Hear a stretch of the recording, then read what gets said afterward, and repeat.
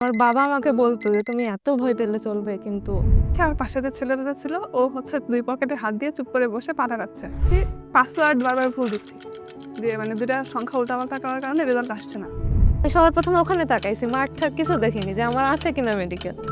R slow but steady wins the race. মানে continuously ধরে রাখতে হবে। আর বায়োলজির প্রিপারেশন কেমন ছিল? যেটা আমাদের মেইন সাবজেক্ট আরকি। যদি লক্ষ্য থাকে অটুট, বিশ্বাস হৃদয়ে, হবে হবে দেখা, দেখা হবেই বিজয়ের। স্বপ্ন দেখা সহজ, কিন্তু তা বাস্তবে পরিণত করা অনেকটাই কঠিন। মেডিকেল অ্যাডমিশন একটা অনেক লং জার্নি। এই জার্নিতে হতাশা আছে, ক্লান্তি আছে। আমরাও হতাশ হয়েছি, ক্লান্ত আমরাও হয়েছি। কিন্তু দিন শেষে আমরা নিজেদের ওপর থেকে বিশ্বাস হারাইনি। আজকে আমরা তোমাদের সামনে এসেছি আমাদের সেই বিশ্বাস না হারানোর গল্পটা বলতে। আসসালামু আলাইকুম। আমি ফাতেমা সিদ্দিকা। ২০২৫-২৬ শিক্ষাবর্ষে মেডিকেল ভর্তি পরীক্ষায় আমি ৭১তম স্থান অধিকার করে ঢাকা মেডিকেলে পড়ার সুযোগ পেয়েছি। আমার কলেজ ছিল রাজশাহী কলেজ। আদাব, আমি অরণি অনন্যা রায় কথা। আমি এবার মেডিকেল ভর্তি পরীক্ষায় টাঙ্গাইল মেডিকেলে চান্স পেয়েছি। আমার পজিশন ছিল ৪,৪৫৯। তো ফাতেমা, তোমার এই মেডিকেল অ্যাডমিশনের পিছনে ইন্সপিরেশনটা কি ছিল? আমার ছোটবেলা থেকেই ইচ্ছা ছিল ডক্টর হব। তো বড় হওয়ার সাথে, সাথে যখন 9-10 এ উঠলাম তখন তো সায়েন্স আমার খুব ইচ্ছা ছিল আর্টসে পড়ার। কিন্তু বাবা রাজি হয়নি, সায়েন্সে পড়লাম। তো সায়েন্সে ভর্তি হওয়ার পর ইঞ্জিনিয়ারিং বিষয়টা আমার একদমই ভালো লাগে না। আর যেহেতু আমি হচ্ছে সাধারণত মানুষের সাথে ইন্টারেকশন করতে, মানুষের সাথে কথা বলতে খুব ভালোবাসি। এজন্য হচ্ছে মেডিকেলটাকে আমি বেছে নিয়েছি আমার জন্য। তোমার ক্ষেত্রে তুমি কেন মেডিকেল আসার চিন্তা ভাবনা করলা? আমারও ঠিক তোমার মতোই ছোটবেলা থেকেই ইচ্ছা যে ডাক্তার হব, গায়ে সাদা অ্যাপ্রন থাকবে, গলায় স্টেথোস্কোপ থাকবে। তারপর পাশাপাশি বাবারও ইচ্ছা। আর আমার বাবা হচ্ছে হার্টের রোগী। তো সেই সময় দেখেছি আবার আমার দিম্মা অসুস্থ ছিল। সেই সময়েও দেখেছি যে ফ্যামিলিতে আসলে একটা ডাক্তার থাকাটা খুবই দরকার। তো এইসব দিক বিবেচনা করে আর নিজের স্বপ্ন বলতে গেলে তো এইসব দিক বিবেচনা করেই ডাক্তার। তো ডাক্তার হওয়ার সিদ্ধান্তটা কি তোমার একদম ছোটবেলা থেকেই ছিল নাকি বড় হয়ে আস্তে, আস্তে? না, আমার একদম ছোটবেলা থেকেই ছিল। যাদের মেডিকেলে স্বপ্ন তারা অনেক সময় বুঝতে পারে না যে এই প্রিপারেশনটা ঠিক কবে থেকে শুরু করা উচিত। তো তোমার ক্ষেত্রে এটা কিরকম হয়েছিল শুরুটা?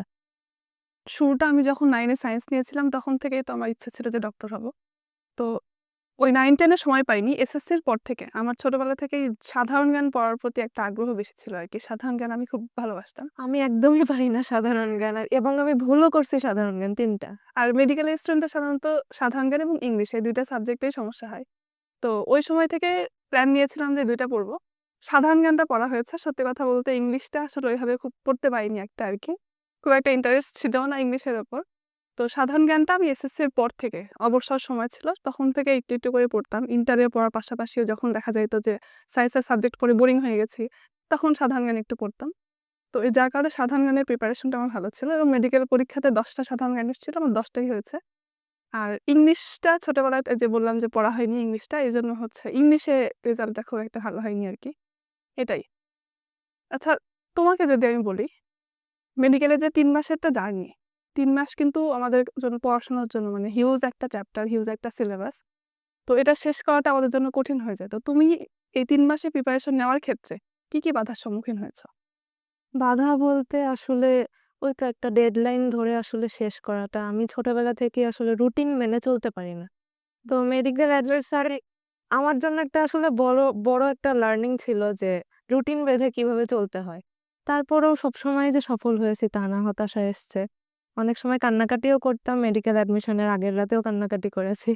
এটা আমার বাবা আমাকে বলতো যে, "তুমি এত ভয় পেলে চলবে?" কিন্তু আসলে হয় না। ভয়টা পেয়েছিলাম। তো যাই হোক, তবে বিশ্বাস কখনো হারাইনি। মানে মনে হয়েছিল যে পারবই, যে মেডিকেলেই হোক পারবো। তো এরকমই। বিশ্বাস রাখাটা জরুরি, হ্যাঁ। কনফিডেন্স থাকাটা। তোমার ক্ষেত্রে কি এরকম কোনো বাধা এসছে? মানে আমার ক্ষেত্রে বাধা বলতে আমি যখন আমাদের তো সেপ্টেম্বরে শুরু হলো আরকি মেডিকেল ইয়েটা। তো ফার্স্ট উইক আমার মোটামুটি ভালো চলেছে। আমি খুব উৎসাহ নিয়ে মেডিকেল প্রিপারেশন শুরু করেছিলাম। সেকেন্ড উইকে যখন গেলাম, সেকেন্ড উইকে যাওয়ার পর দেখছি যে হিউজ একটা চাপ, অনেক পড়াশোনা। কারণ মেডিকেলে একদিনে দেখা যায় ২-৩ টা চ্যাপ্টার পড়িয়ে দেয়। ২-৩ টা চ্যাপ্টার কভার করাটা আমার জন্য খুব কষ্ট হয়ে যাচ্ছিল। সেকেন্ড উইকে যেয়ে আমি একটু হতাশ হয়ে পড়েছিলাম, অনেক কান্না করেছিলাম। তো আমার বড় বোন আমাকে ইন্সপিরেশন দিত সেই সময় যে, শুধুমাত্র নিজের পড়ার উপর ফোকাস করতে। সব কোচিংয়ের রেজাল্ট মাঝে, মাঝে খারাপ হবে, মাঝে, মাঝে ভালো হবে। সেটা কিন্তু মেডিকেলে প্রিপারেশনের ক্ষেত্রে সবার ক্ষেত্রেই হয়। তো তারপর থেকে আরকি আমি নিজেকে মানে ওই সমস্যা থেকে কাটিয়ে উঠেছি এবং আলহামদুলিল্লাহ পরে আমার প্রিপারেশন মোটামুটি স্মুথলিই গেছে। আর আমার একটা জিনিস হয়েছিল যে আমি দেখতাম আমি প্রচুর পড়তাম। মানে সবকিছুই পড়তাম বলতে গেলে। কিন্তু আসলে মেডিকেল অ্যাডমিশনটা এমন একটা জিনিস যেখানে পড়তে হবে সব। কিন্তু যখন তুমি রিভাইজ দিতে যাবে তখন তোমাকে সিলেক্টিভ কিছু জিনিস পড়তে হয়। এটা আসলে আমার প্রিপারেশনের একটা ভুল মনে করি আমি। এক্ষেত্রে আমি দেখছি যে অনেক সময় আমার যেভাবে পড়তাম সেই সময় মার্ক আসতো না। সেই সময় আমি অনেক হতাশ হয়ে যেতাম। তো তোমার কি কখনো এরকম হয়েছে যে অনেক পড়ছো কিন্তু মার্ক আসছে না? আমি হচ্ছে যেটা করতাম ফার্স্টে একবার বইটা রিভিশন দিতাম। রলি মানে খুব একটা ইয়ে করে না। সেকেন্ড বার যখন পড়তাম তখন একদম যে মেইন কিওয়ার্ড বা কি ইনফরমেশন যেগুলো আছে সেগুলো দাগিয়ে পড়তাম। তো আমার কাছে মনে হয় কোনো স্টুডেন্ট যদি ফার্স্টে মূল বইটা রিডিং পড়াটা খুবই জরুরি। মানে পুরো একবার বই রিডিং পড়বে। তারপর সেকেন্ড বার যখন রিভাইজ দিবে তখন জাস্ট ইম্পর্টেন্ট যে ইনফরমেশনগুলো দাগিয়ে রাখে ওরা, তো সেটা পড়বে। তো সেভাবে পড়লে আমার কাছে মনে হয় যে মার্ক মোটামুটি ভালোই আসবে। আর আরেকটা কথা আমার মনে হয় মেডিকেলে অনুশীলনী থেকে প্রচুর প্রশ্ন আসে।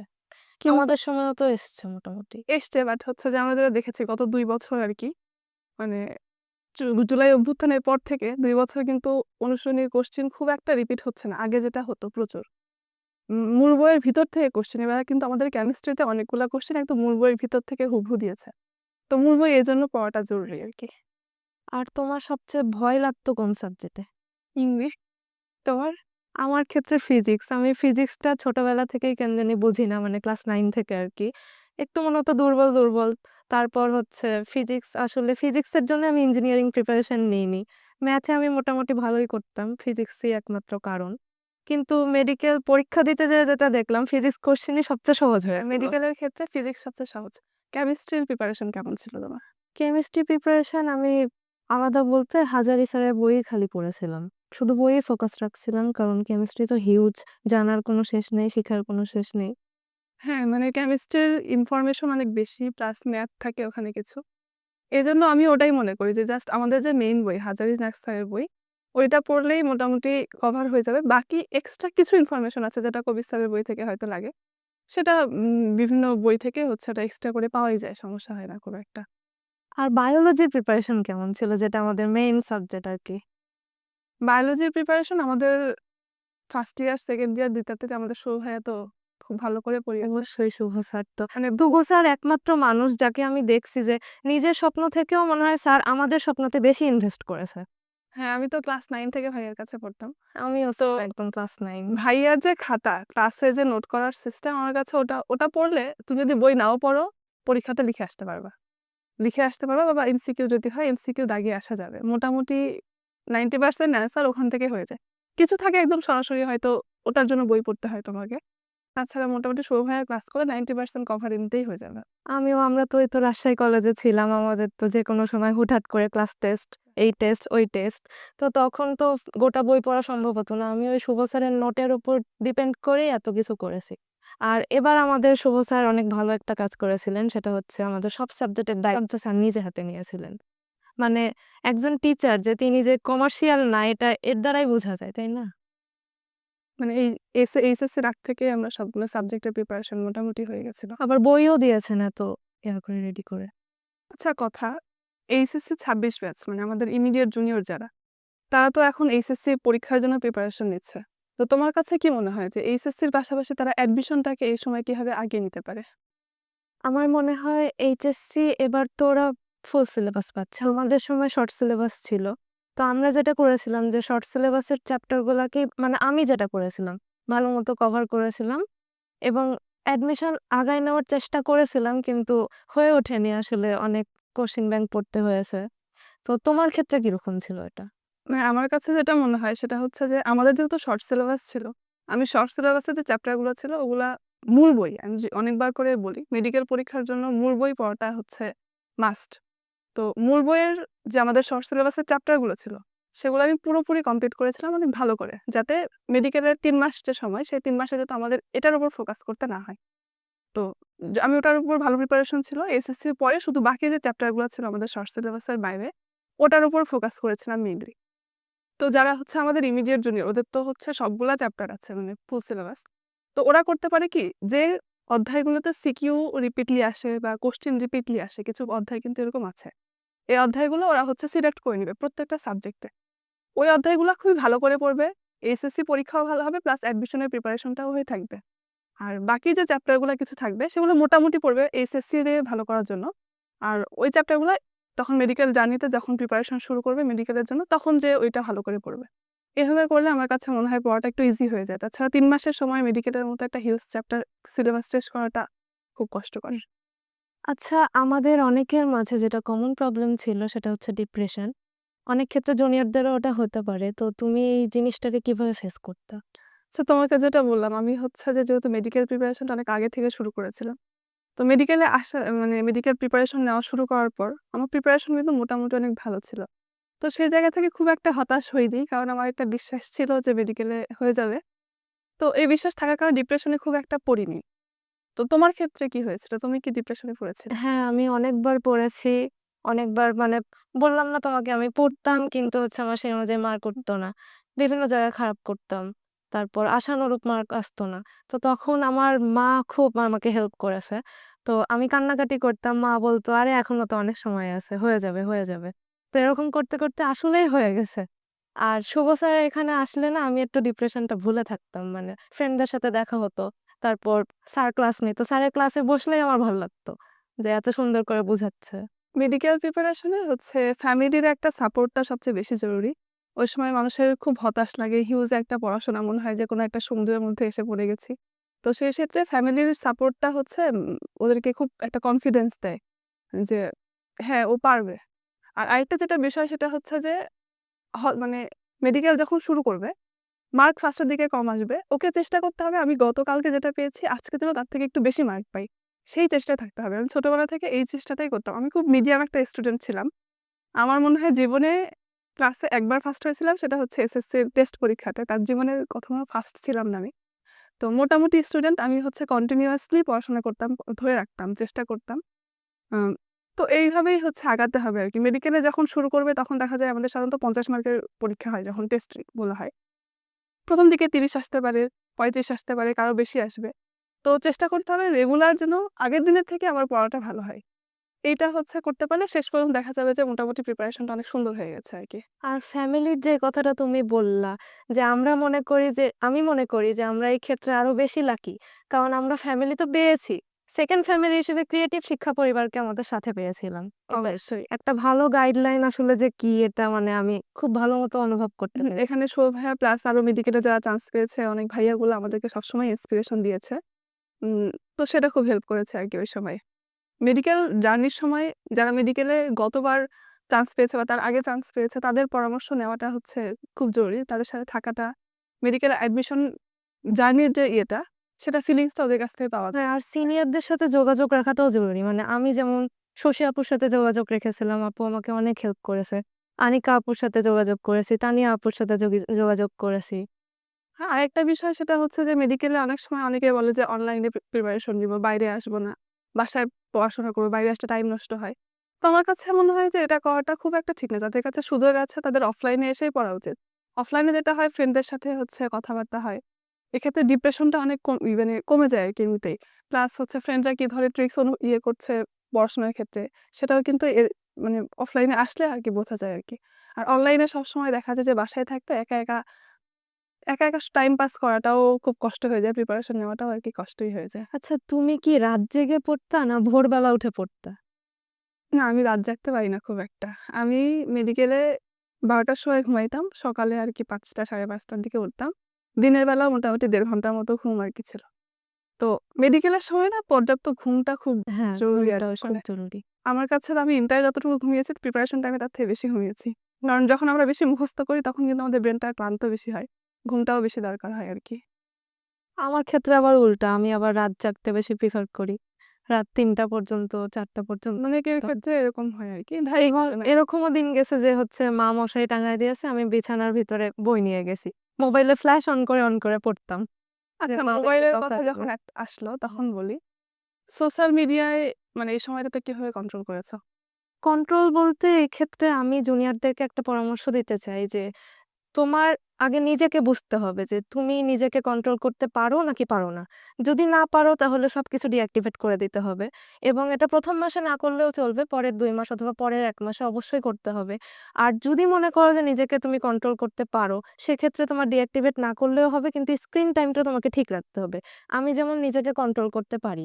আমি Instagram অনেকদিন ঢুকিনি। আমার মোবাইলে ইনস্টল থাকে, আমার আইডি খোলা আছে কিন্তু আমি ঢুকিনি মেডিকেল পরীক্ষার আগে। তারপর ফেসবুকেও খালি পড়াশোনার জিনিস দেখতে ঢুকতাম। বিভিন্ন হয়তোবা ছোট ভিডিও দেখলাম এরকম। তারপর হোয়াটসঅ্যাপে বিভিন্ন ডিসকাশন গ্রুপে শুভ স্যার আমাদেরকে খুলে দিয়েছিলেন। সেখানে আমরা র‍্যাপিড ফায়ার খেলতাম। র‍্যাপিড ফায়ারে বিভিন্ন প্রশ্ন হতো। তারপর যেগুলা ডাউট ছিল ওগুলা যোগাযোগ করা যাইত এইভাবে।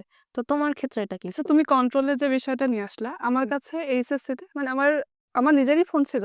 বাট আমার কাছে থাকতো না। ফ্যামিলি যখন প্রয়োজন হতো তখন দিত। কিন্তু অ্যাডমিশনের সময় যেটা হয়েছে, বাবা আমাকে ফোন পুরোপুরি দিয়ে দিয়েছে।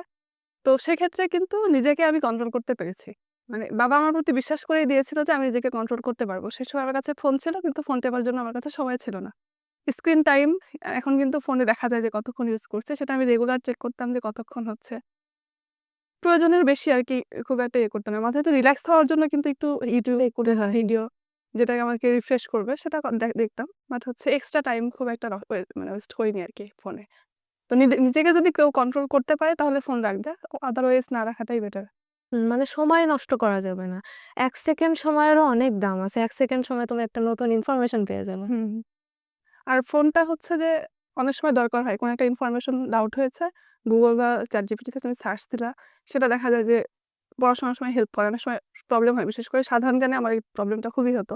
মেডিকেলে যেহেতু সাধারণ জ্ঞান আছে। কোনো একটা ইনফরমেশন জানার জন্য হুট করে আমি Google এ সার্চ দিতাম, ইনফরমেশনটা পেয়ে যেতাম। তো এটার জন্য আরকি ফোন রাখতে পারো। যদি কন্ট্রোল করতে পারো আরকি নিজেকে। আচ্ছা, এই তো পড়ার সময় মনোযোগটা ধরে রাখতা কি করে? মনোযোগ বলতে আমি একটানা হচ্ছে কখনোই পড়তাম না। যে একটানা ১ ঘন্টা, ১.৫ ঘন্টা, ২ ঘন্টা পড়বো এরকম কখনোই হতো না। দেখা যেত একটা টপিক শুরু করতাম, টপিকটা শেষ করতাম। শেষ করার পর একটু ঘোরাঘুরি, একটু হালকা কিছু খাওয়া-দাওয়া। এটা খাওয়া-দাওয়া কিন্তু মেডিকেলের সময় খাওয়া-দাওয়াটা খুবই ইম্পোর্টেন্ট। পর্যাপ্ত না খাইলে তোমার হচ্ছে নরমালি ব্রেন কাজ করবে না কিন্তু এভাবে। তো এভাবে আরকি ৩০ মিনিট হয়তো পড়তাম, পড়ে একটু খাওয়া-দাওয়া, একটু ঘোরাঘুরি, একটু ব্যায়াম এগুলো করে আবার পড়তে বসতাম। মানে কন্টিনিউয়াসলি মেডিকেলে ৩ মাস সময় খুব কম। এরকম না যে আমি সকালে পড়বো, রাত্রে পড়বো। এরকম করা যাবে না। আমি সকালে একটু পড়তাম, পড়ে কোনো একটা কাজ থাকলে কাজটা করে আবার পড়তে বসতাম, আবার পড়তে বসতাম। এইভাবে রিপিটেডলি আরকি করতে হবে। তো তোমার ক্ষেত্রে কি হয়েছে? তুমি কি একটানা পড়তা? অনেকে কিন্তু একটানা পারে একটানা পড়তে। হ্যাঁ, আমারও এরকমই অভ্যাস আসলে একটানা পড়ে অভ্যাস। তো বিরক্তি আমারও আসতো আসলে অনেকটা হিউজ টাইম ধরে পড়া। তো তখন আমি নিজেকে এন্টারটেইন করার জন্য একটা টার্গেট সেট করতাম যে এই জিনিসটা আমি করলে হয়তোবা কোনো গল্পের বইয়ের এক পাতা পড়লাম। গল্পের বই আসলে অ্যাডমিশন টাইমে খুব একটা পড়া হয়নি। তো তারপরও এরকম। আর আমি চকোলেট খেতে খুব পছন্দ করি। আমার ফেভারিট স্ন্যাক হচ্ছে কিটক্যাট। তো ওইটা খেতাম। এনার্জি বুস্ট হতো। একটু হাঁটাহাঁটি করলাম এভাবে। আরেকটা বিষয় অনেকে হচ্ছে মনে করে কি, মনে করো আমার হচ্ছে মেডিকেলে আজকে আমি ক্লাস করে এসেছি, কালকে আমার ওটার উপর পরীক্ষা হবে। সেক্ষেত্রে অনেকে মনে করে আমি এই পড়তে আমার ৪ ঘন্টা লাগবে, এটা আমি রাত্রে একটা সময় পড়বো, এখন আমি চিল করি। তো এটা করলে দেখা যায় যে হচ্ছে দীর্ঘসূত্রিতা করলে কাজটা কিন্তু ভালো হয় না। ওই কাজটা আগে শেষ করি, শেষ করে আমি অন্য কাজ করি। এইভাবে পড়াশোনাটা আগে পড়াশোনা শেষ করে তারপর যদি অন্য কোনো কাজ থাকে সেটা করতে হবে। আচ্ছা কথা, মেডিকেল প্রিপারেশন যে জার্নিটা ছিল, সেই জার্নিটা তোমার মনের মধ্যে বা তোমার নিজের মধ্যে কি চেঞ্জ নিয়ে এসছে বলে তুমি মনে করো? নিজের মধ্যে চেঞ্জ বলতে আমি আসলে নিজেকে যতটা স্ট্রং ভাবতাম, আমি আসলে তার থেকেও বেশি স্ট্রং। এই রিয়ালাইজেশনটা আমার এসছে। তো এক্ষেত্রে স্ট্রং বললেও আমি কান্নাকাটি করতাম অনেক। যেমন আগের দিন রাতেও আমি কাঁদছি যেরকম বললাম। তো তুমি আগের দিন রাতে অনুভূতিটা কেমন ছিল এবং এক্সাম হল এক্সপেরিয়েন্সটা কেমন ছিল? হ্যাঁ, মেডিকেলে এটা হয় যখন মেডিকেল যেদিন পরীক্ষা হবে তার দেখা যায় যে ৭-৮ দিন পরে খুব একটা ভয় লাগতে শুরু করে যে চান্স হবে কি না হবে, না হলে কি হবে? তো এই ভয়টা আরকি সবার মধ্যেই কাজ করে। আমি খুবই রিল্যাক্স ছিলাম। আগের দিন আমি সন্ধ্যা বিকালেও খুব রিল্যাক্স ছিলাম পরীক্ষার আগের দিন। রাত্রেবেলা আমাকে ভাইয়া যখন ফোন দিয়ে জিজ্ঞাসা করলো, তখন থেকে একটু ভয় লাগা শুরু করলো। মানে অনেকে যখন ফোন দিল, স্যাররা ফোন দিয়ে একটু খোঁজ-টোজ নিচ্ছিল। তখন থেকে একটু ভয় লাগা কাজ করছিল আরকি। তো যেদিন মেডিকেল আমাদের যে পরীক্ষার হলে তো আমাদের ১০ টার সময় আমি ১ ঘন্টা আগে গেছিলাম, ৯ টার সময় গেছিলাম। তো যেয়ে মোটামুটি আমি সর্বোচ্চ চেষ্টা করেছি রিল্যাক্স থাকার। কোনো কিছু ওই সময় যে কোনো কিছু ইনফরমেশন মনে করা যাবে না যে এটা কি ছিল, এটা কি ছিল? এটা মনে করতে গেলে আবার নার্ভাস লাগবে যে আমি এটা পারছি না। তো ওই সময় রিল্যাক্স থাকা লাগবে। আর আমাদের মেডিকেল পরীক্ষা যখন শুরু হলো, পরীক্ষা শুরু হওয়া আমাদের তো ১ ঘন্টা ১৫ মিনিট। 50 মিনিট পর দেখছি আমার পাশে যে ছেলেটা ছিল ও হচ্ছে 2 পকেটে হাত দিয়ে চুপ করে বসে পা নাড়াচ্ছে। আমার তখনও অনেকগুলো প্রশ্নের উত্তর দেওয়া বাকি। তো আমি নার্ভাস হয়ে গেছিলাম যে হ্যাঁ, সবাই মনে হয় পারছে, আমি নিজে পারছিলাম না। তো জানি না সেটা চান্স হয়েছে কিনা, তবে আমার নিজের হয়ে গেছে আলহামদুলিল্লাহ।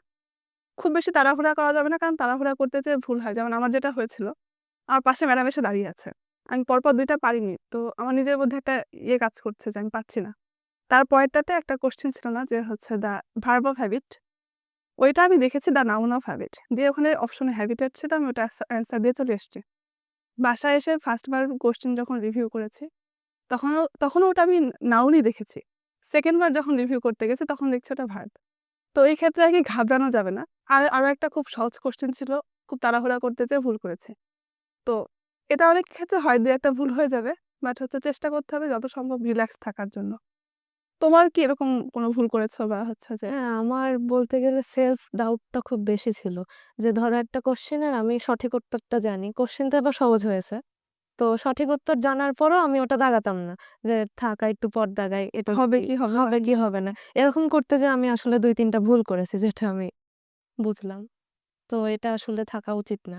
আর মাথা ঠান্ডা রাখতে হবে, সৃষ্টিকর্তার উপর বিশ্বাস রাখতে হবে। আমি তো আমার পক্ষ থেকে চেষ্টা করেছি। এখন হুম, সে যেটা দিবে সেটা নিশ্চয়ই ভালো হবে। কারো যদি প্রিপারেশন ভালো থাকে, সেটা সৃষ্টিকর্তাও দেখেছে যে কতটুকু কষ্ট হুম। করেছে। তো সেভাবে ফল আরকি নরমালি পাওয়াই যায়। তো ভিডিও খুব বেশি দীর্ঘায়িত না করি।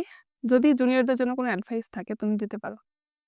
জুনিয়রদের জন্য আমার ১ম অ্যাডভাইস হবে বই, বই এবং বই। অবশ্যই মেন বই পড়তে হবে। মেন বইয়ের অনুশীলনী পড়তে হবে, বোর্ড কোয়েশ্চেন সলভ করতে হবে, স্বাদের প্রশ্ন দেখতে হবে। আর বলতে গেলে মন শক্ত রাখতে হবে। তুমি যদি ভালোমতো প্রিপারেশন নাও, তুমি যদি নিজের কাছে সৎ থাকো, নিজের পরিশ্রমে সৎ থাকো, তোমার চান্স হবে। এটা কেউ আটকাতে পারবে না। আর slow but steady wins the race. মানে হুম, হুম। কন্টিনিউয়াসলি ধরে রাখতে হবে। রেগুলার পড়তে হবে। এরকম না যে ৩ মাস আমি ফার্স্ট মাস পড়বো না, সেকেন্ড ২ মাস পড়বো। রেগুলার পড়তে হবে। যদি রেগুলারিটি মেইনটেইন করতে পারো, আর তুমি পড়ছো, বাবা-মাকে দেখানোর জন্য পড়ানো যাবে না বা কাউকে দেখানোর জন্য পড়া যাবে না। তুমি নিজের জন্য পড়বা। তোমার ভবিষ্যতের জন্য পড়বা। তো যদি নিজের প্রতি বিশ্বাস রাখতে পারো, কন্টিনিউয়াসলি ধরে রাখতে পারো, ইনশাআল্লাহ তোমরাও মেডিকেলে চান্স পাবা। আচ্ছা, এর মাঝে একটা কথা বলি যে তোমার চান্স পাওয়ার অনুভূতিটা কিরকম ছিল?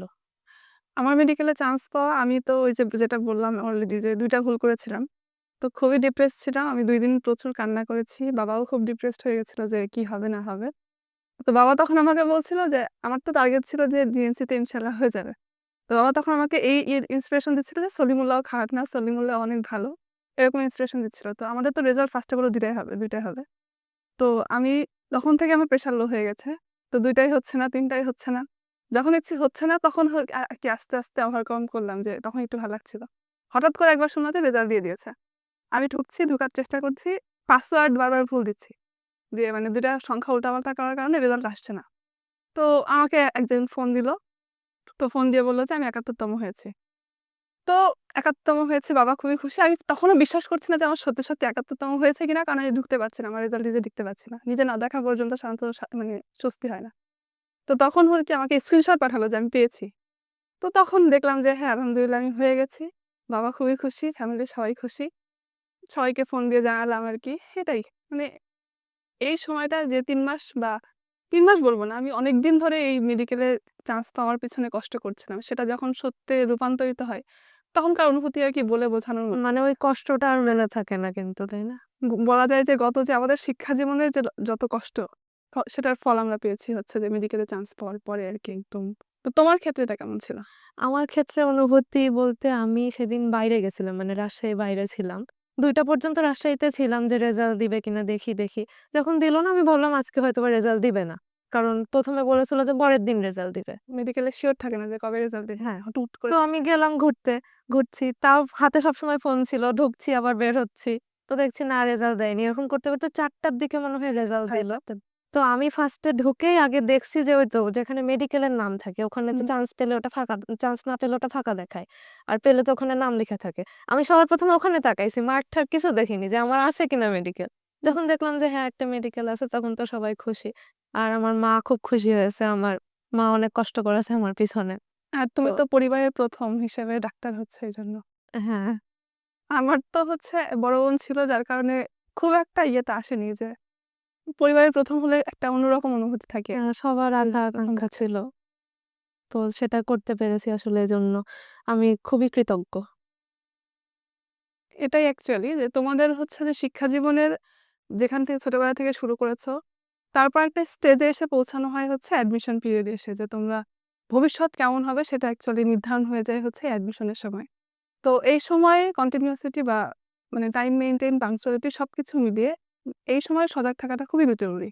তুমি গত ১০ বছর যাই করো, এই সময়টাতে নষ্ট করো না, এই সময়টাকে ভালোভাবে ইউজ করো। তোমাদের যারা মেডিকেল স্বপ্ন দেখো, মেডিকেলের ক্যাম্পাসে আসার স্বপ্ন দেখো, তাদের সবার জন্য থাকলো শুভকামনা। আগামীতে তোমরা ভালো করো, তোমাদের জীবন অনেক সুন্দর হোক। যদি লক্ষ্য থাকে অটুট, বিশ্বাস হৃদয়ে, হবে হবে দেখা, দেখা হবেই বিজয়ের। আমার বাবা আমাকে বলতো যে তুমি এত ভয় পেলে চলবে, কিন্তু আমার পাশে যে ছেলেটা ছিল ও হচ্ছে ২ পকেটে হাত দিয়ে চুপ করে বসে পা টাকাচ্ছে। পাসওয়ার্ড বারবার ভুল দিচ্ছি। দিয়ে মানে ২ টা সংখ্যা উল্টাপাল্টা করার কারণে রেজাল্ট আসছে না। আমি সবার প্রথমে ওখানে তাকাইছি, মাঠ ঠাক কিছু দেখিনি যে আমার আছে কিনা মেডিকেল। আর slow but steady wins the race, মানে কন্টিনিউয়াসলি ধরে রাখতে হবে। আর বায়োলজির প্রিপারেশন কেমন ছিল, যেটা আমাদের মেইন সাবজেক্ট আর কি? যদি লক্ষ্য থাকে অটুট, বিশ্বাস হৃদয়ে, হবে হবে দেখা, দেখা হবেই বিজয়ের।